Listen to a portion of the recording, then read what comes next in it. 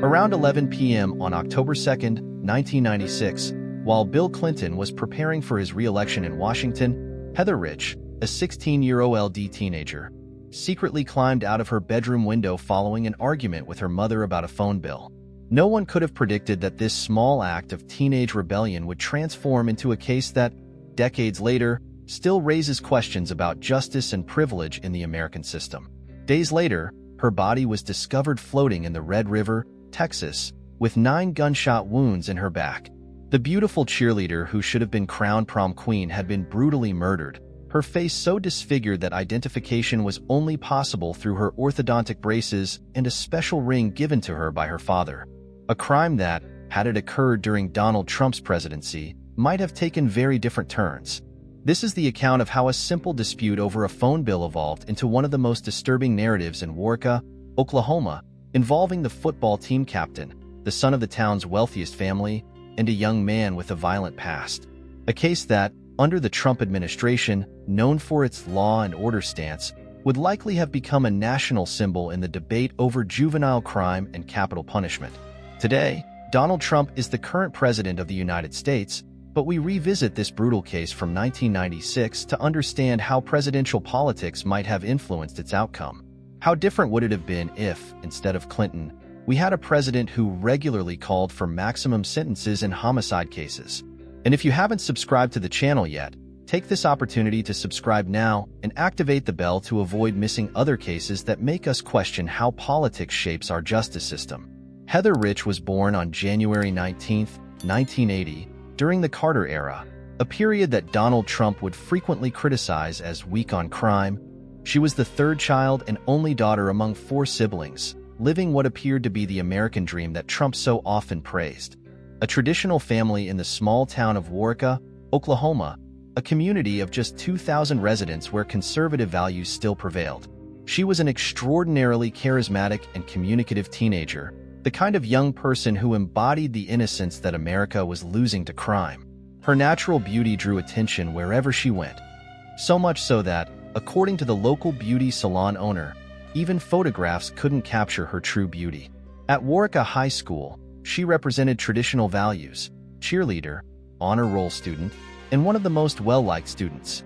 What made Heather particularly unique was her ability to unite different social groups in an era of growing division.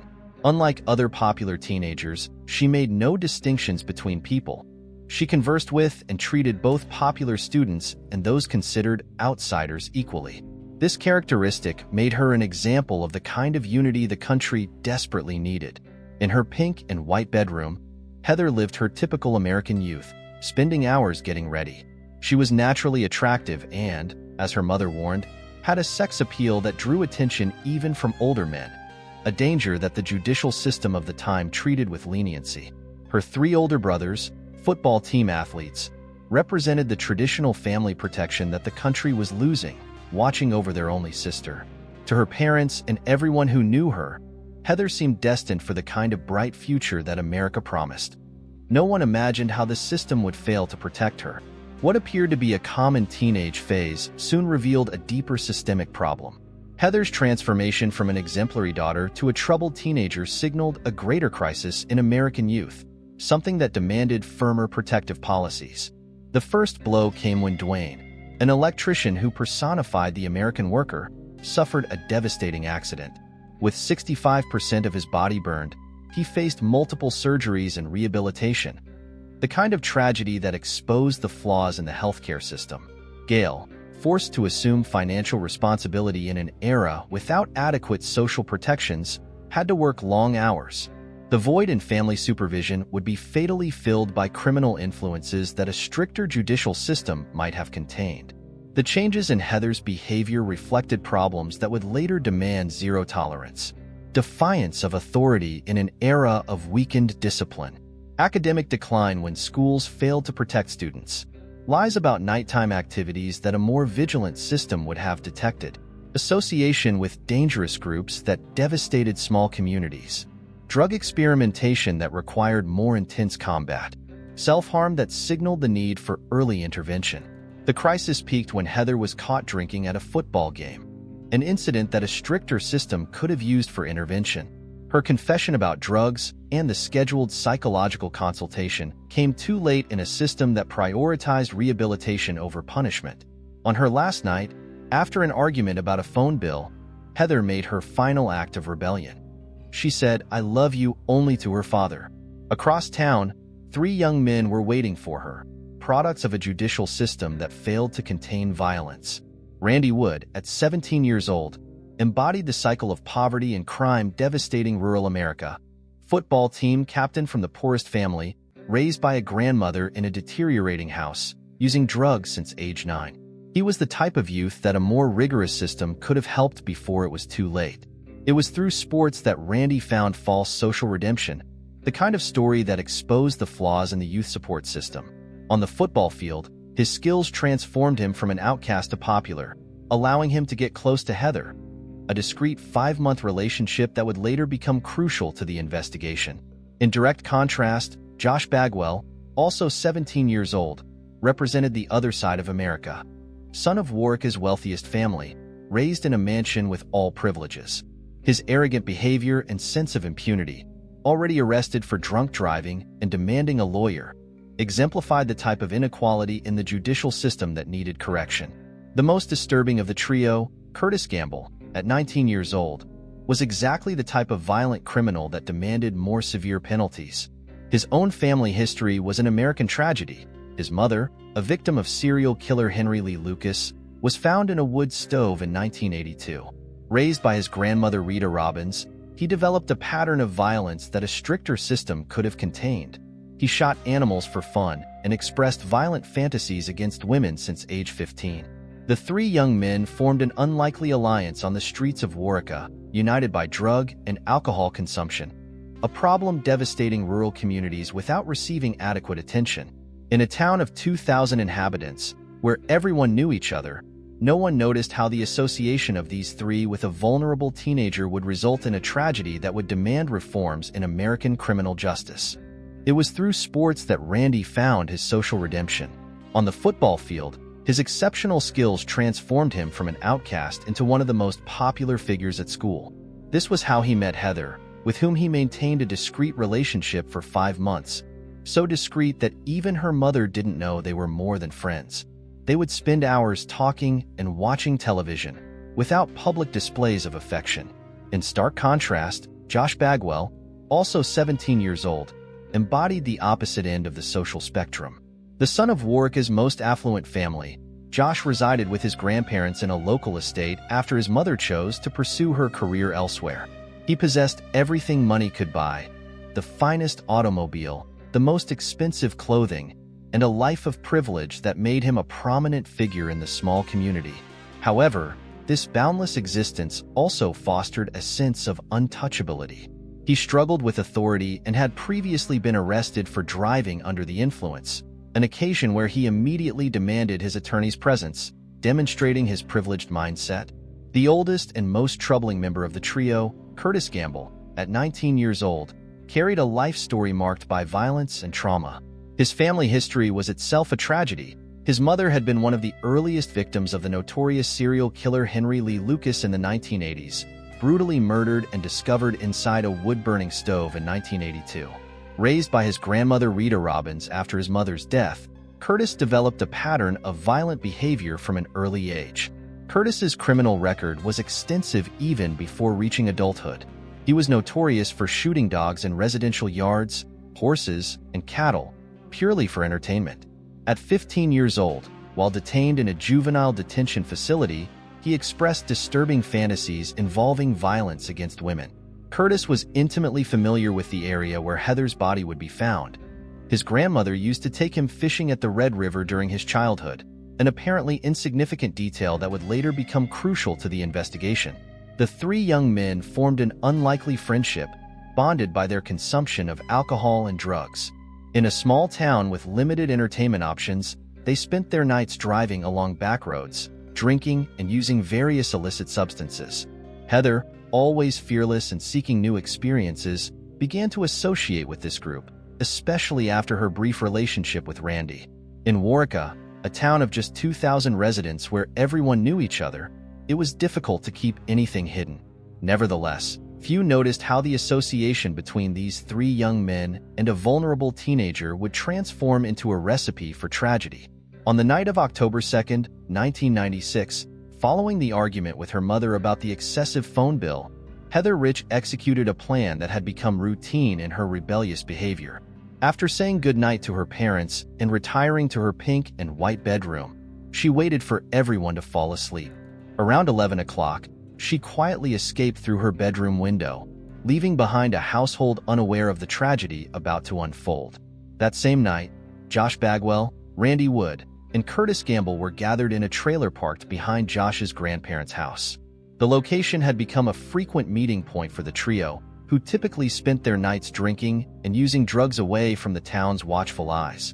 Heather, who knew Josh and Randy well but had never met Curtis before, went there to join the group. The events of that fateful night were reconstructed primarily through the subsequent confessions of Randy Wood and Curtis Gamble, although their versions differed significantly on crucial points. What is known with certainty is that when Heather arrived at the trailer, she was found sitting on the steps, smoking a cigarette. Initially, the group began drinking and talking with music playing in the background. Josh had procured some beverages, primarily gin, and soon Heather began showing signs of severe intoxication. At some point, Josh and Heather expressed a desire to be alone. Randy and Curtis agreed to leave temporarily, leaving the couple in the trailer while they walked along the town's back streets, continuing to drink. When Randy and Curtis returned to the trailer, they found Heather in a state of extreme inebriation. According to Randy's account, Josh and Heather had been intimate, and she was emotionally distressed, feeling guilty about betraying her ex-boyfriend. Through tears, she tried to explain herself to Randy, who claims to have told her there was no reason for concern, as their relationship had ended long ago. It was at this moment that the night began to take an even darker turn. Heather was so intoxicated that she alternated between states of consciousness and unconsciousness. The three young men, also inebriated, began discussing the possibility of taking advantage of the situation. Randy admitted to considering being intimate with her, but desisted upon realizing her unconscious state. Curtis, however, showed no such hesitation. When Heather briefly regained consciousness and realized what was happening, she began screaming in panic. Her screams triggered a violent reaction in Curtis, who began to enter a frenzy. "She's going to say I assaulted her," he shouted repeatedly, his concern quickly transforming into murderous determination. It was at this moment that he began talking about killing her, arguing that they couldn't go to prison for assault. Initially, Randy didn't take Curtis's threats seriously, believing it was just another display of his usual explosive behavior. However, the situation changed drastically when Curtis pulled out his Mossberg M9 shotgun, a weapon he always carried with him. Pointing the gun at Randy and Josh, he began giving orders for them to dress Heather, who was still semi-conscious. Obeying Curtis's commands, the two young men placed Heather in the bed of Josh's grandfather's pickup truck. With Josh at the wheel, the group initially headed toward Curtis's house in Terrell, Oklahoma. Randy would later claim that he believed they were simply taking everyone home, that the situation would calm down and each would go their separate way. However, as they approached the Red River, Curtis took control of the vehicle. Knowing the area well from his childhood fishing trips with his grandmother, he drove to the Belknap Creek Bridge. He stopped the vehicle exactly in the middle of the bridge and, wielding the shotgun, ordered Randy and Josh to remove Heather from the truck. Randy, who would later claim he feared for his own life at that moment, complied along with Josh.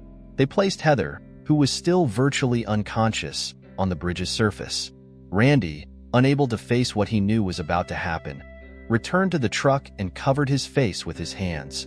What followed was an act of savage violence that would shock even seasoned investigators. Curtis fired 9 shots at Heather, 1 shot to the back of her neck, which was already sufficient to leave her completely disfigured, followed by 8 more shots to her back. The choice of ammunition, Winchester double-aught buckshot, an extremely powerful round, made the act even more disturbing due to the excessive force employed. Randy described the moment when, after hearing the shots, he opened the truck door and witnessed the scene. "I saw the blood and then saw the large hole that used to be her head." After the shooting, the 3 young men helped throw Heather's body into the river. Curtis attempted to conceal the evidence by covering the body with mud, trying to make it less visible in the murky waters. The trio then returned to Waurika as if nothing had transpired. They maintained silence about the events of that night, and when Gail Rich began searching for her daughter the next day, each of them played their part in the charade they would try to maintain for the following weeks. For 8 days, Heather's body remained in the river's turbid waters until a farmer and his granddaughter made the discovery that would expose not only a brutal crime but an entire system in need of urgent reform. On the morning of October 3rd, when Gail discovered Heather wasn't in her room, her maternal instinct immediately raised the alarm.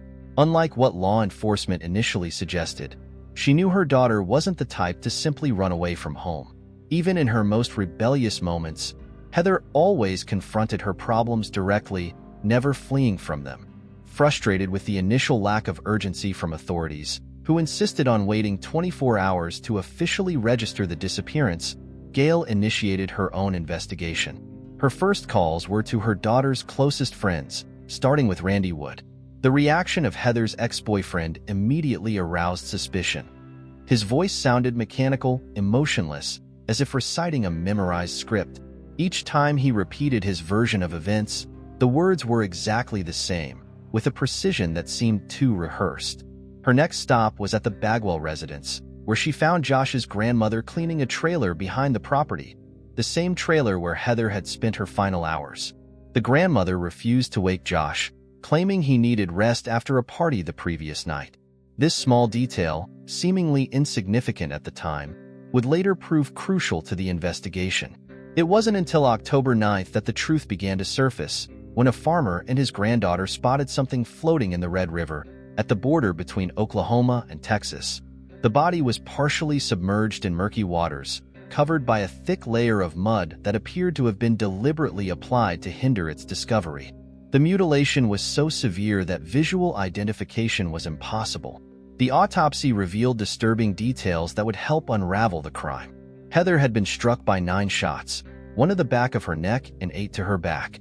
The ammunition used, Winchester double-aught buckshot, was unusually powerful for the victim in question and was only available at one store in all of Waurika.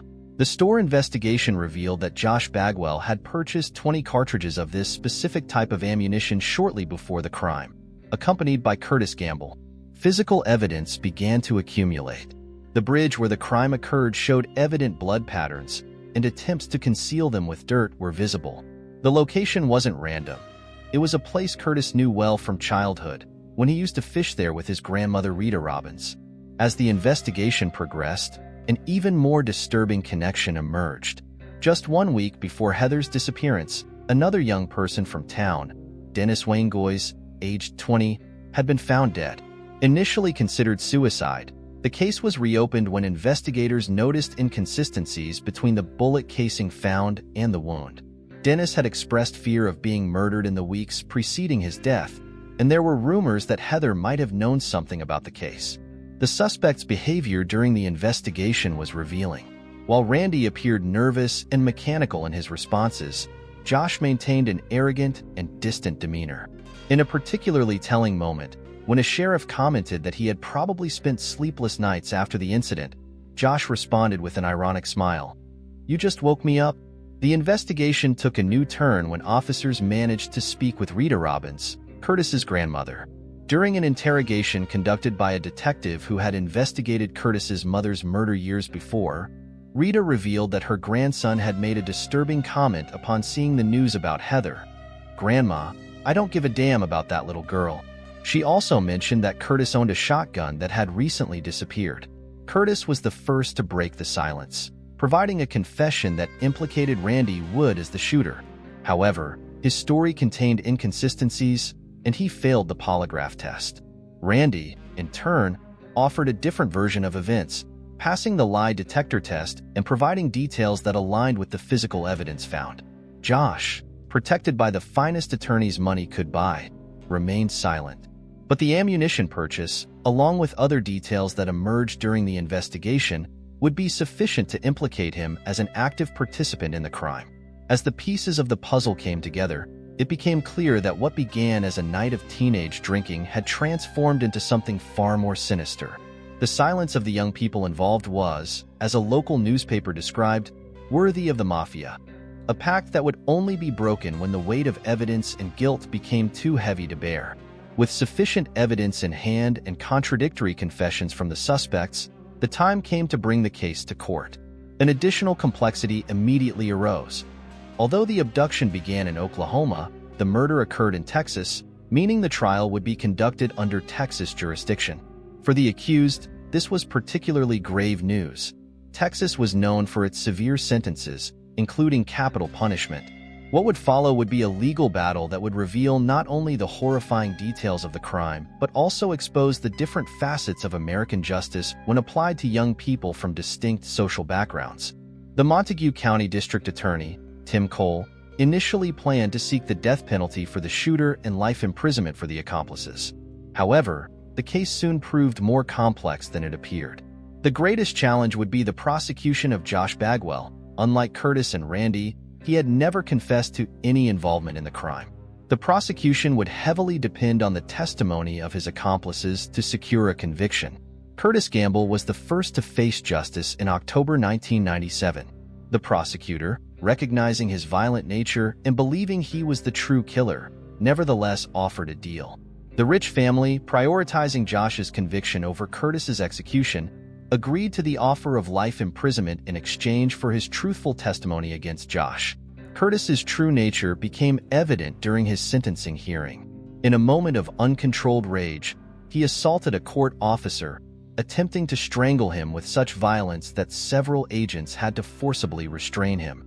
The incident only confirmed to those present the danger he posed. Josh Bagwell's trial, which began in February 1998, would become one of the case's most controversial episodes.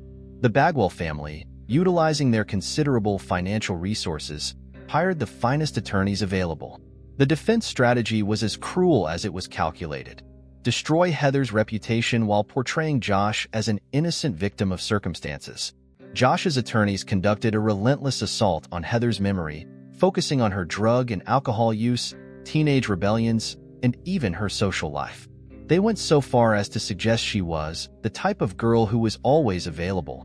In a contemptible attempt to justify the unjustifiable, Gail Rich, forced to testify, had to endure a brutal cross-examination where every aspect of her daughter's troubled adolescence was dissected and distorted. The prosecution's situation became even more complicated when Curtis, called as a prosecution witness, surprisingly changed his story on the witness stand. Contradicting his previous agreement, he now claimed that Randy was the shooter and that Josh had no knowledge of the murder plans. This reversal threatened to collapse the entire prosecution's case. It was at this critical moment that Randy would make an unprecedented decision that shocked even the most experienced legal professionals. The night before his crucial testimony, he rejected his own plea agreement, a decision that once again exposed him to the possibility of capital punishment. His own attorney, perplexed, called the decision madness, while admitting its nobility. Randy's explanation for this extraordinary decision was straightforward. He didn't want his testimony to be discredited as merely part of a deal to save his own life. In his words, he wanted the truth about Heather's death to be known, regardless of the consequences for himself. This decision profoundly impressed not only the jury but also Heather's parents. On the witness stand, Randy provided devastating testimony against Josh. His story, consistent and emotional, contrasted sharply with Josh's cold and calculating behavior during the trial. The decisive moment occurred when Josh, trying to maintain his version of events, made a crucial slip while describing the crime scene. Initially saying he saw Curtis with the weapon before quickly correcting himself, claiming he saw Randy. On February 14, 1998, to the surprise of the Bagwell family, who had parked a sports car outside the courthouse and brought balloons to celebrate the expected acquittal, Josh was found guilty. His sentence: life imprisonment plus 99 years for conspiracy to commit murder. Randy Wood's trial, in August 1998, became a unique case in the Texas judicial system. Even prosecutor Tim Cole, who had developed a certain sympathy for Randy, tried to convince him to accept a more lenient deal. Randy, however, remained firm in his position of not pleading guilty to murder, arguing there was a fundamental moral difference between his role and Curtis's. After 3 days of trial, Randy was sentenced to life imprisonment, with the possibility of parole after 40 years. Texas law made no distinction between the shooter and accomplices in a capital crime. All were equally guilty, as the prosecutor explained. He helped abduct her, they crossed the state line. He was one of those who carried her and laid her on the bridge. He was part of it. The trial's epilogue was marked by two significant moments. First, the statement from Josh's mother, Cherise Smith, who insisted, "My son isn't an angel, but he certainly isn't a murderer." In response, during her court statement, Gail Rich observed the Bagwell family's exit during her emotional testimony and spoke directly to Josh. "With your family's departure, I see why you are the way you are. You never had to pay for your mistakes, but you'll pay now. You took the most important thing from our lives." The years following the trials brought new chapters to this tragic story.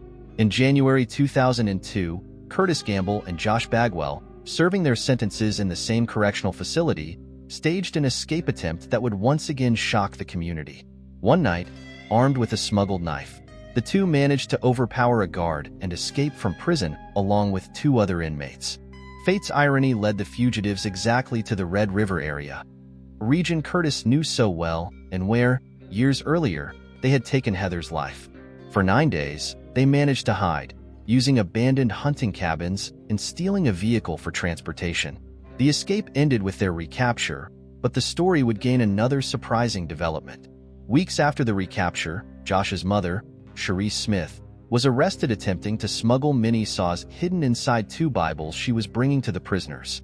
She eventually made a deal with the prosecution and served 8 years in prison. Another example of consequences extending far beyond the original perpetrators. Randy Wood, meanwhile, found an unexpected path to redemption even behind bars. A woman from New Zealand named Larissa watched a documentary about the case and was moved by his story, especially his decision to forego the plea deal in the name of truth. They began exchanging letters and eventually married in prison. Larissa, along with other supporters, even attempted to initiate legislation to reduce the minimum prison time for criminals convicted before age 18, though unsuccessfully. The crime's impact extended far beyond those directly involved. Heather's death exposed Warwick's dark side, a town that, beneath its tranquil facade, concealed an underworld of drugs and criminality that few adults perceived. The case also raised questions about the suspicious death of Dennis Waingoise, which occurred 1 week before Heather's murder. Although his cause of death was changed from suicide to unknown cause, the mystery remains unsolved to this day. For the Rich family, the trauma was devastating and permanent. Gail and Dwayne's marriage couldn't withstand the tragedy's weight, and they eventually separated. Dwayne passed away on September 11, 2014, at age 63. Gail remarried in 2000 to Jim Fulton, who passed away in 2012. She herself departed on January 10, 2015, at age 60, having dedicated her final years to coping with the loss of her only daughter. Today, the 3 young men convicted of the crime continue serving their sentences. Josh and Curtis, after their escape attempt, were transferred to maximum security facilities. Randy, who will be eligible for parole in 2036, when he's 57, remains the only one who shows genuine remorse. In a prison interview, he admitted thinking about Heather every day. "When I wake up before going to sleep, she's always on my mind. It haunts me. It's, without doubt, the most horrible thing I've ever witnessed." The Heather Rich case remains a dark reminder of how a series of seemingly small choices can lead to devastating consequences. What began as typical teenage rebellion, an argument over a phone bill, a secret nighttime excursion, ended up destroying not just a promising life, but permanently affecting an entire community. Decades later, as former President Trump dominates headlines advocating for harsher punishments for violent crimes, it's worth reflecting. Would the outcome have been different under his administration? Would Josh Bagwell, with his elite attorneys, have escaped capital punishment in a system pressured by law and order? Would the escape attempt and saw smuggling have resulted in even harsher sentences? And Randy Wood, who gave up his plea deal for truth, would his story have touched a jury's heart differently in an era of zero tolerance? If this story moved you as it has touched thousands of others, Don't forget to subscribe to the channel and activate the bell to avoid missing other cases that make us question how different eras shape our criminal justice. Until the next case.